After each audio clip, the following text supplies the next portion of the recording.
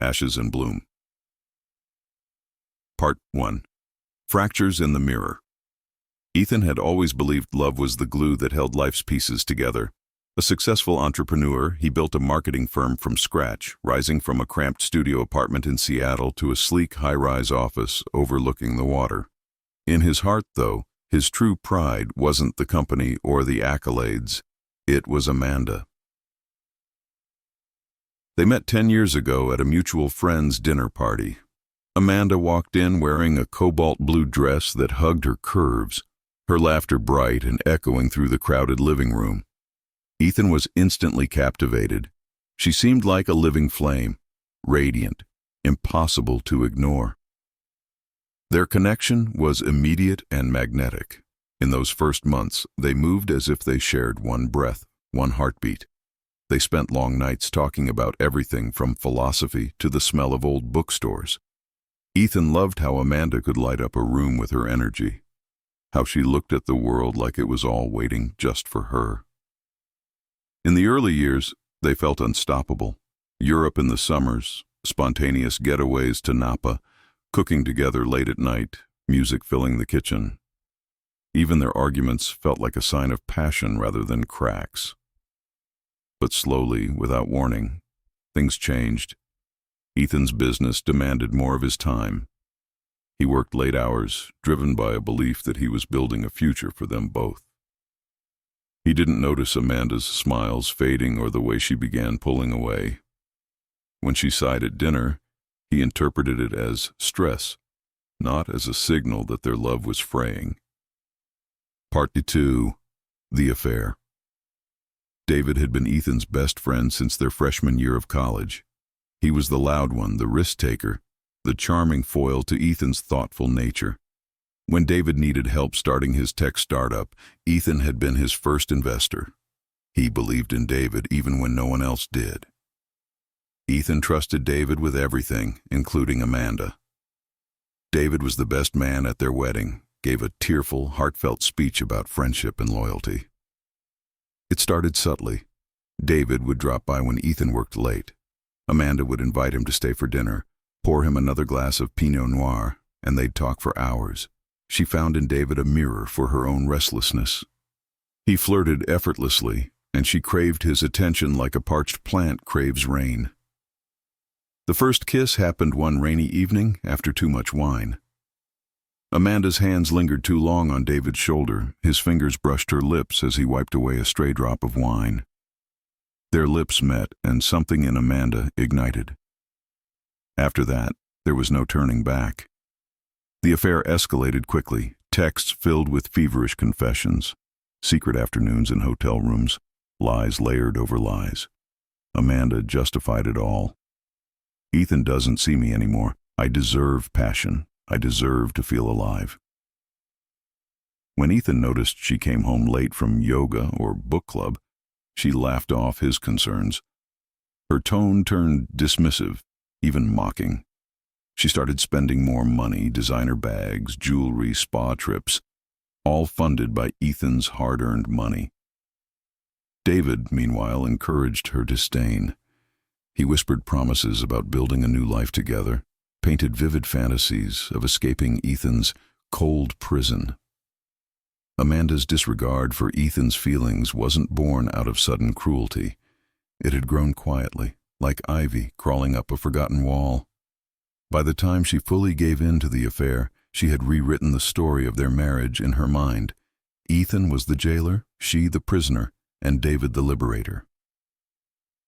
Part 3. The Shattered World. Ethan's discovery came on a quiet Thursday evening. Amanda had left her phone unlocked on the kitchen counter. A message from David popped up. "I can't stop thinking about you. Last night was perfect. Love you so much."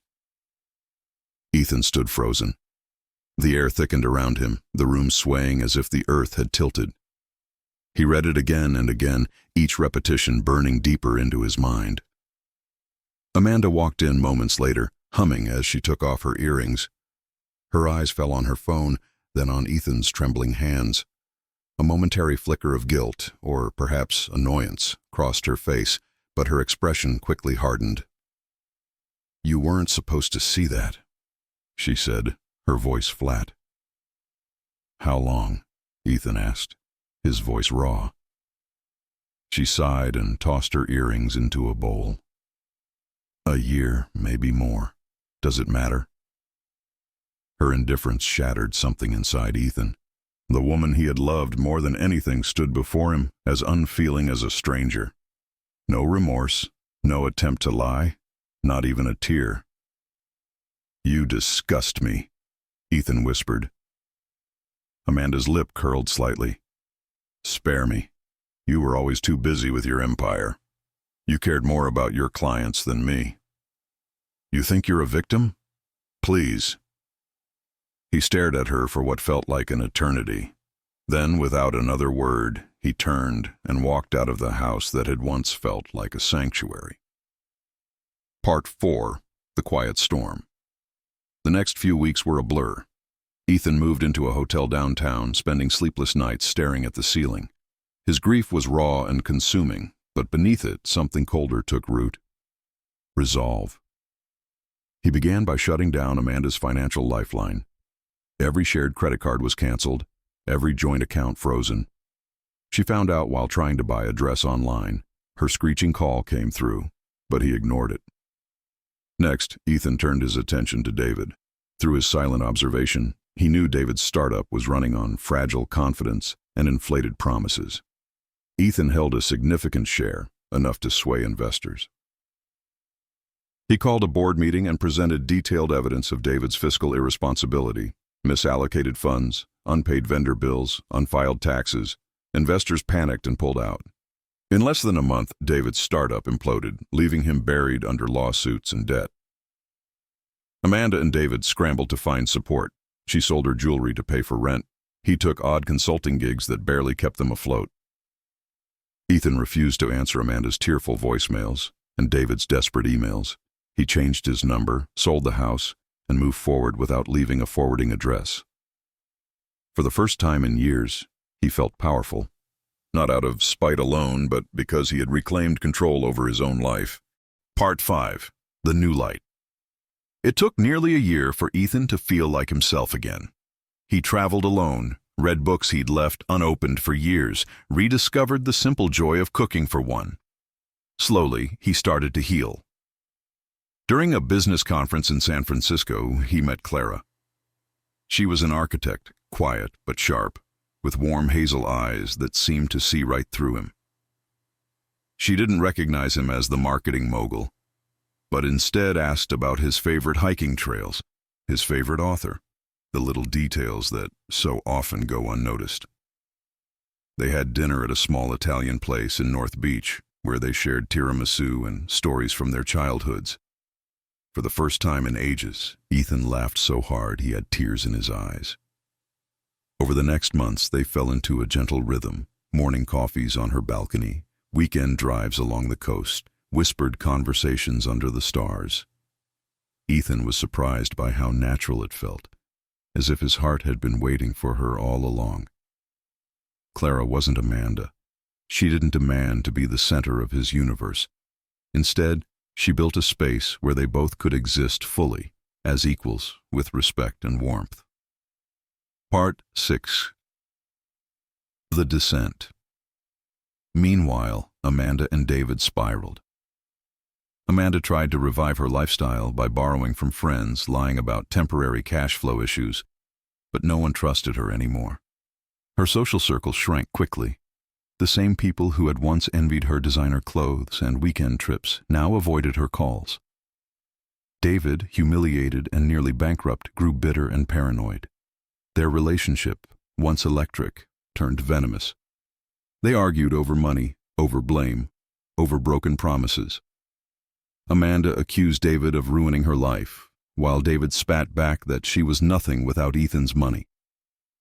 They drifted from one cheap apartment to another, each move a step further from the life they had imagined.